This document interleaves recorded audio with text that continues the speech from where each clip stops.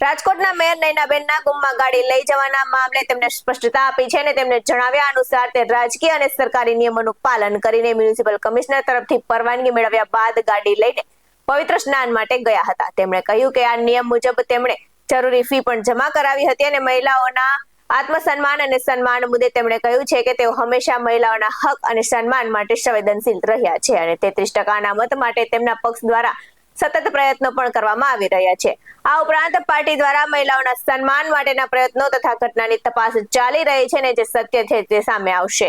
રાજકોટના પ્રથમ નાગરિક અને મેયર શ્રીમતી નયનાબેન પેઢડિયા મહાકુંભમાં પવિત્ર સ્નાનના શુભાશયથી પ્રયાગરાજ ગયેલા હતા અને કોર્પોરેશનની એમને જે ગાડી મળવાપાત્ર છે એ ગાડી લઈને તે ગયા હતા, પરંતુ એ પૂર્વે એમણે મ્યુનિસિપલ કમિશનરની પરવાનગી લઈ એમની રજા લઈ અને ગાડી લઈને ત્યાં ગયા હતા અને જે પ્રમાણે નિયમ છે એ નિયમ અનુસાર ત્યાંથી આવ્યા બાદ જે કાંઈ પણ ગાડીમાં ડીઝલનો ઉપયોગ કે વપરાશ થયો છે એ અનુસાર એમણે પૈસા પણ કોર્પોરેશનમાં જમા કરાવી દીધે છે।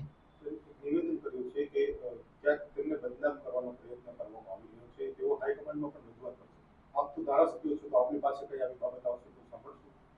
મારી પાસે આવી કોઈ પણ બાબત, આ તો રાજકોટના પ્રથમ નાગરિક છે, પરંતુ સમગ્ર રાજકોટ નહીં, સમગ્ર ગુજરાતની કોઈ પણ બહેનની કોઈ પણ વેદના કે એમને થતા અન્યાય સામે હંમેશા હું તમામ બહેનોની સાથે અને તમામ સ્ત્રીઓની સાથે છું। જ્યારે આ તો રાજકોટના પ્રથમ નાગરિક છે એટલે એમને જે કાંઈ પણ એવું લાગ્યું હશે કે એમના આત્મસન્માનને ઠેસ પહોંચી છે એવું લાગ્યું હશે અને એ બાબતે એ મારું ધ્યાન દોરશે તો ચોક્કસ।